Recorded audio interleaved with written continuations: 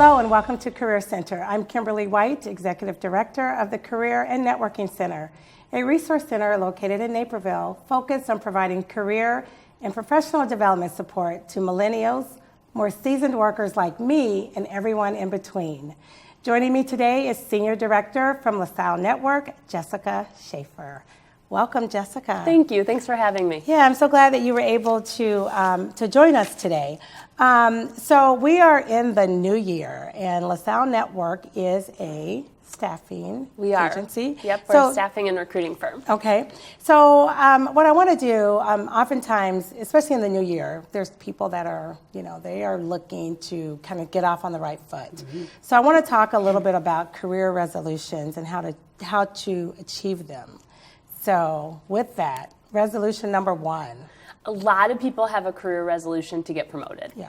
If they really like their job and they really like where they're at, they're thinking about what's the next step for me. Mm-hmm. Do I want to go into management? If I'm not in people management, do I want to go into more of a production role and take on more responsibilities and have more autonomy? What's my track look like? Mm-hmm. And so a lot of folks, that's their resolution. I want to get promoted. And so the question is, well, how do you do that? Yeah. You can't, in a lot of work environments, you can't just let your production and your attitude speak for itself. Mm-hmm. You have to find an advocate for yourself in the company. Mm-hmm. Maybe it's your manager, and maybe it's not. Mm-hmm. A lot of people don't have great relationships with their manager. Yeah. So how do you make inroads at other places with other people in the company? Mm-hmm. Do you work cross-functionally with other teams? If you're in marketing, do you work with the sales team? Mm-hmm. If you're in accounting, do you work with HR? Mm-hmm. How can you find someone who's going to be that advocate for you? And we talk about cross-functioning. I mean, what's your thoughts on that? Because could your current manager wonder, well, what is he or she doing,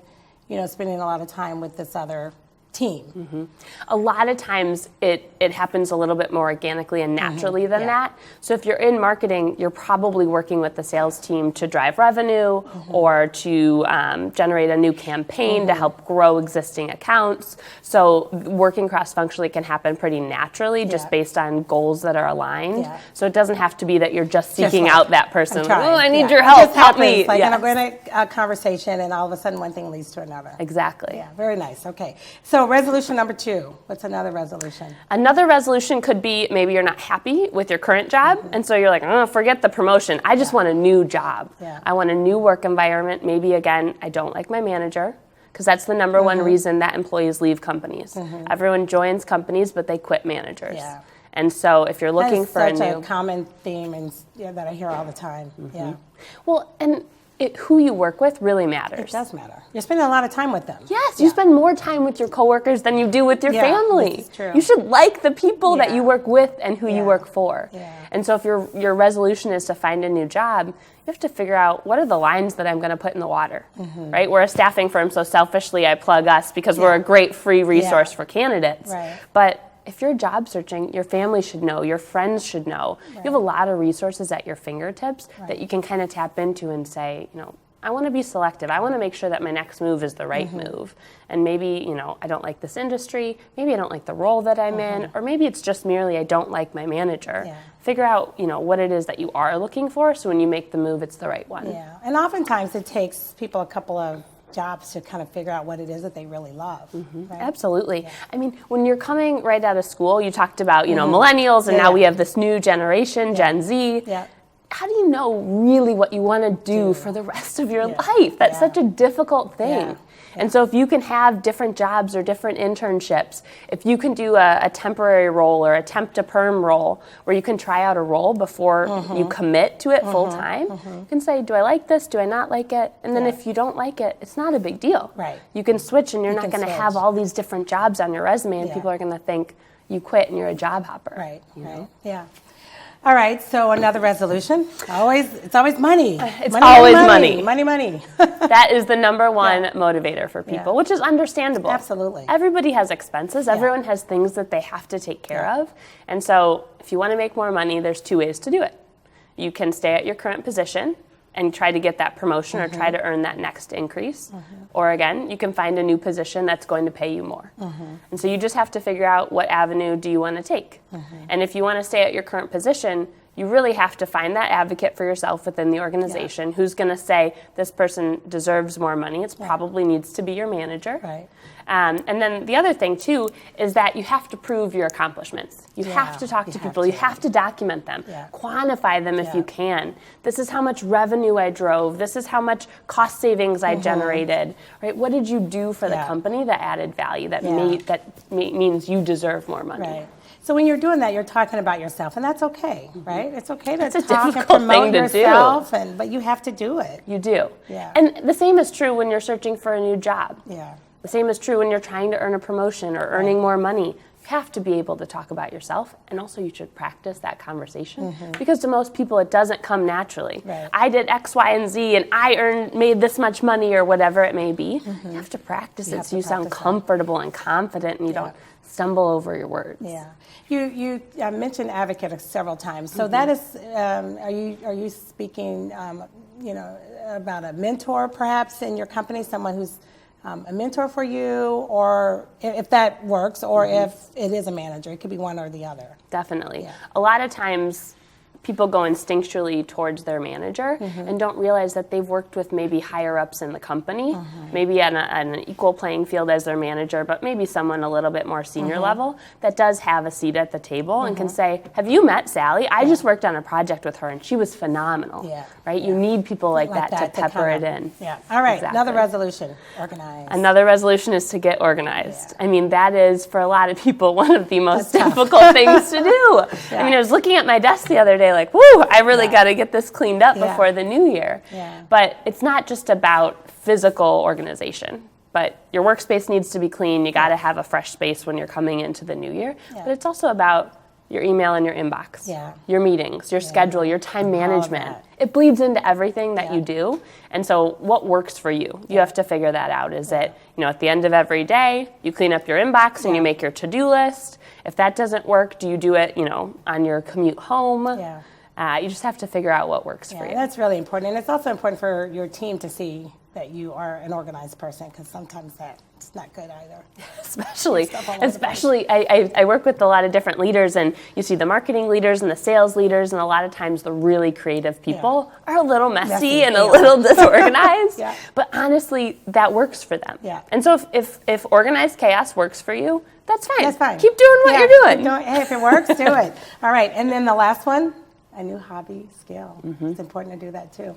Well, I was just talking with a couple of coworkers today about goals and New Year's resolutions, and they said, you know what I realized this year is I got the most fulfillment out of my career when I was doing something else simultaneously, whether it's I'm training for a race, or I'm volunteering with an organization, or whatever it may be, learning a new skill on the side, getting a certification. The blending of work and life is really where you get fulfillment. And I think too many people focus on one avenue or the other and don't realize that it's about work-life integration and not necessarily about work-life balance. That balance is so difficult to achieve. You've got, kids, family, friends, coworkers that are making huge demands on your time, and you can't spend an equal amount of time with all of them. So how do you blend it? How do you do that? Well, you know what? When we come back, we're going to talk a little bit about work-life balance and also get some tips from you on resumes and interviews for clients as they're going through this transition. So up next, we'll be back to have more conversation with Jessica.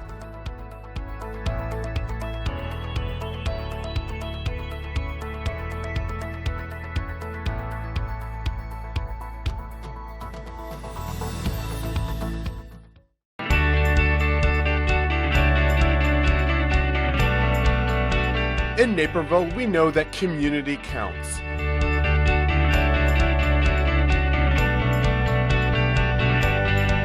In fact, it's in our name. As Naperville Community Television, we have the privilege of showcasing what makes this award-winning city a wonderful place to raise a family, to make a living, and to enjoy life's journey.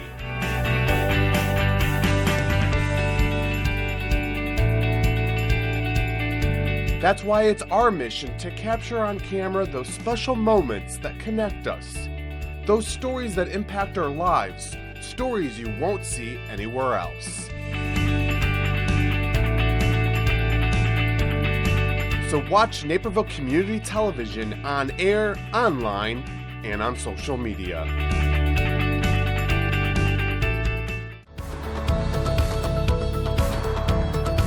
Welcome back to Career Center. I'm Kimberly White here with Senior Director Jessica Schaeffer from the LaSalle Network. Thanks for staying with me. Thanks for having me. So when we ended the last segment, we were talking about work-life balance. So let's talk a little bit about that, because that's really important. If you don't have that, things are off, not only at work, but also at home. So let's talk a little bit about that. Work-life balance is such a hot topic, and I think the more that, we progress in our careers, the more you think about it, because there are more demands on your time. When you're 22 and you're coming right out of school, we were just talking about your daughter and starting her career at this great PR agency.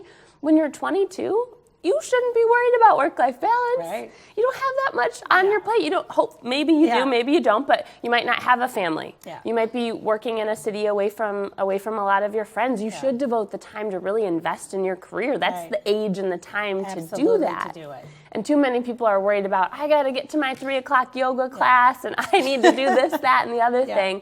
But really, the time to invest in your career is in the very beginning. Set your work ethic, set your tone.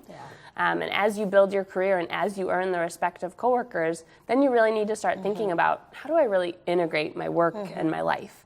Because if I work 70 hours a week and I'm not seeing my family or my friends or doing things that on the side that I find fulfillment from, you're not going to stay at that job. You're going to become burnt out. And so you have to find ways to integrate the two, whether it's inviting family and friends to come to work events or come to the office and see your space. A lot of times when people meet your coworkers, family or friends or whomever, they get it. I know why you like to spend so much time at this place. Or, you know what, I can really empathize now. It seems like a high-stress environment and there's a lot on the line. It helps your family and your friends and your significant others really understand. Do you think, or do you find that it's been pretty easy to communicate that, especially to those who are just new in the work, in a workspace, that it's okay that, your initial time is going to be 40, 50, 60 hours a week? Have you found most people are pretty okay with that? There's definitely a divide. And, with Gen Z entering the workforce, there's been, 2 groups of Gen Z that have since entered. I think we'll see a shift, and it'll come with time. But a lot of the stigma with millennials was they don't want to work, they're lazy, they want to do all of these other things, this gig economy, working for Uber and doing all these other things on the side. So time will tell with Gen Z, but, there's definitely a split. With every generation. Boomers are like that, Gen Xers are like that, everyone is like that, but the key for employers is, how do you find the employees who really do want to work hard and who are willing to invest the time, because they know that the payoff is tenfold. And there's such a generational divide now in the workspace, right? From Gen Z all the way to boomers. I was reading a study the other day that said, today there are more generations in the workforce than ever before, because people are staying employed longer. They're not retiring. Maybe they're not getting their pensions, or they're not ready for retirement financially, and so they're staying longer. And then you have new generations, obviously, that are entering the workforce, and all of those generations work differently. And all of them function differently and value different things. And so as a manager, but also as an employee working with those different groups of people, you just need to understand how they like to be communicated with. Is it in person? Is it via email? Is it text message? Is it instant message? There's so many different all of the above are okay, right? Right. But what's going to work for me to you? If I need to work on a project with you, what's the best way for us to work together? Right. So let's talk a little bit about resumes. So I'm sure you've seen a number of resumes in your time at LaSalle. What are some tips that you could provide to someone who really wants to make sure their resume stands out? What is a couple things you would share? So there's obviously different types of resumes. People, again, talking about generations. Some folks have been in the workforce for 20, 30, 40 years, and some people are really new. And so the things that hold true across all generations, and no matter how long you've been employed, is quantifying your achievements. And we talked a little bit about this in terms of, if you want to get promoted, if you're trying to get a new job, you have to showcase the value that you bring. And the same is true on your resume.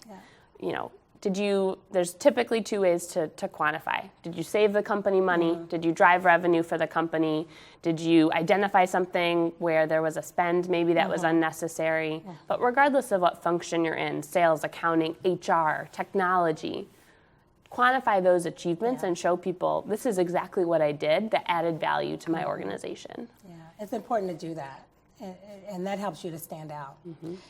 You mentioned, people that have been in the workspace for 20, 30, 40 years. How far back do you want to see, when you're looking at a resume, how far back do you recommend? That's a great question. Yeah. So there's a lot of conflicting messages out there. Some people say keep your resume to one page. Some say if you've been employed for longer than 20 years and you've had multiple positions, you can make it longer than that. I always say include what's relevant. Yeah. If you are applying to a position for whether, an accountant role, and previously for years and years you worked in marketing, but you have 10 years of experience in accounting, highlight that. Yeah. That's what they're going to care about. And in your interview, you can expand on, here's what I worked on in marketing, and this is what led to my career transition into accounting, and these are the skills that I bring and how I've worked cross-functionally or whatever it may be. Yeah. But if you're highlighting areas that aren't for the job that you're applying for, it might not make sense. Yeah. So that's very important to do. Make sure you're doing that. So now I want to talk a little bit about interviewing. And I would assume that when people come to you guys, you help with some interview tips to kind of help them land that next success for themselves. What are some interview tips that you would share to folks that are coming through?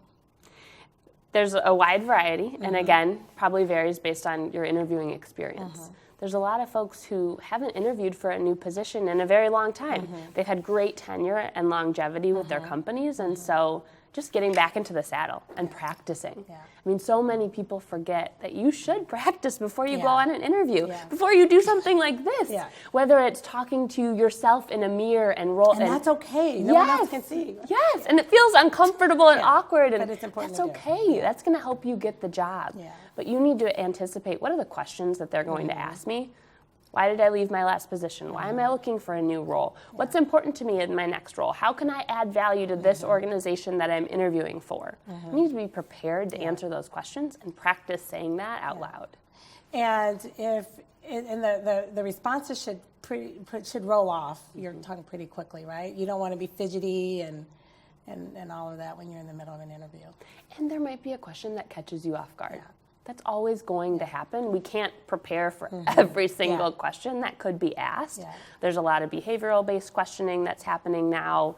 And so if you're answering a question and you're thinking to yourself, oh gosh, I'm really stumbling over the answer to this, or I really don't have a good answer to this and I need a little bit more time to think about it, it's okay to be vulnerable in an interview and say, gosh, you know what, I'm just going to stop myself because I'm tripping over this and I just need a little bit of time to think through my answer. Or can I get back to you on that one? I really want to give you a thoughtful response and I'm a little put on the spot, but I want to think about it. Can we circle back to that question? And you're circling back at the end of the interview. Yeah. To come back to that. And the interviewer may say, you know what, don't even worry about it. We'll move on to the next question. Yeah. And then that provides a great opportunity for you as the candidate in your follow-up, in your email, in your thank you letter, however, exactly, address it.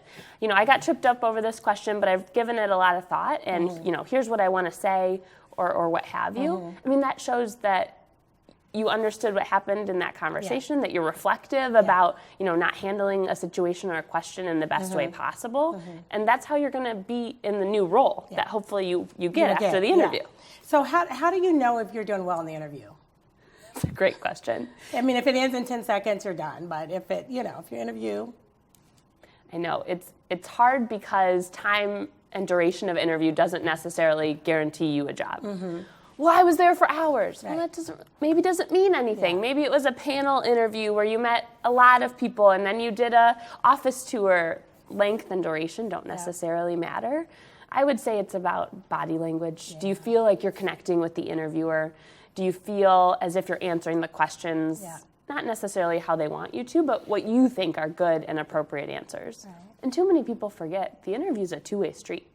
They are evaluating you as much as you should be evaluating them. Yes, absolutely. And you need to vet if this opportunity and this role or manager and peer is right for you. Absolutely. And too many people think it's just one way, and they don't necessarily consider, do I like this too? Right. All right, well, you're going to hang with me for a few more minutes. We'll be back after these important public service announcements.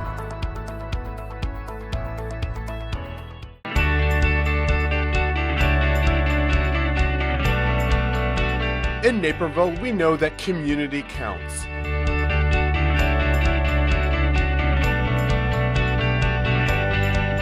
In fact, it's in our name. As Naperville Community Television, we have the privilege of showcasing what makes this award-winning city a wonderful place to raise a family, to make a living, and to enjoy life's journey.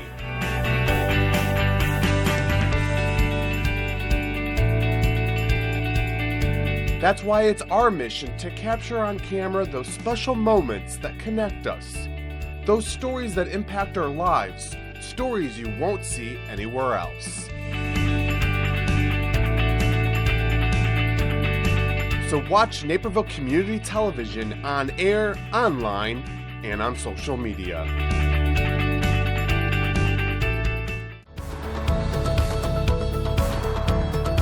Welcome back to Career Center. I'm Kimberly White, here with Senior Director Jessica Schaeffer from the LaSalle Network. So I just want to learn a little bit more about the LaSalle Network. Can you give the audience a little bit more about that? So LaSalle Network is a staffing and recruiting firm, and we help people find jobs, whether they be temporary and contract positions or direct hire roles, in a number of different verticals. So if you're looking for a job in accounting or finance, technology or marketing, sales, human resources, we really cover a number of different areas, and we work across all industries. So we work with healthcare companies, consumer packaged goods companies, nonprofit, higher education, kind of runs the gamut. Okay. And how do you find these companies? So we have a sales team that goes out and they prospect for new business. And they talk to companies about what types of roles are you looking for? What are your challenges when you're hiring? What's important to you in a candidate? And then we come back and we talk to our recruiting teams about the types of positions that we're needing and that our clients are looking for. And so how would a client why would a client choose LaSalle over other agencies, staffing and recruiting firms? It's a great question. So we pride ourselves on our value proposition, which is speed, volume, and quality. So because we're not just a contract shop or just a direct hire search shop, we believe in meeting all of our candidates face-to-face. And with technology now, that helps a little bit because you can do Zoom or FaceTime. But most of our candidates were headquartered here in Chicago, and so we do meet most of our candidates physically face-to-face and interview them. We learn about what they're looking for, what's important to them, what are their motivators, why did they leave their last position, or why are they looking to leave? And then we move quickly. We move quickly to help our candidates find something, and we move quickly to help our clients find the right talent for that role. We meet more people than our competitors. We're interviewing hundreds of candidates every single week, and we really have a good pulse on this is what the market's bearing in terms of compensation and benefits. And then quality is that last piece. And so we make sure that the candidates that we're placing in a role, it's a quality role for them, meaning they like the company, they like the culture, they're satisfied with their package that they receive, but also that we're placing quality talent with our clients. We never want to connect two people or two companies and organizations that aren't the right fit for one another. Yeah. So how then would someone go about starting the process with you all?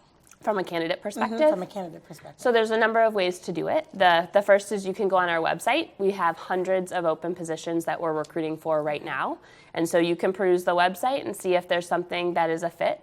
If there's not a specific job posting that looks right, you can just submit your resume generically, and one of our recruiters will reach out and schedule a time to talk over the phone about what you're looking for. And if we can help you, we'll bring you into the office for an interview. Great. And so the office, where are you all located? So we are headquartered in downtown Chicago, but we also have an office just close to here in Oak Brook, and then another one in Schaumburg. And then we have another office in Nashville, and we recruit nationally as well. So just because we have brick and mortar offices in some locations doesn't mean we can't recruit in New York or Idaho or Florida. So all over, you guys are recruiting. Well, this has been so informative. Thank you so much. You're welcome. I really appreciate you being on today's show. Thanks for having me. Thanks again to Jessica for joining me on this month's edition of Career Center. And to our television audience, if you are looking for career or professional development advice, visit the Career and Networking Center at 1815 West Hill Road, Suite 900 in Naperville, or search us on the web at careernetworkingcenter.org. Thanks so much for watching.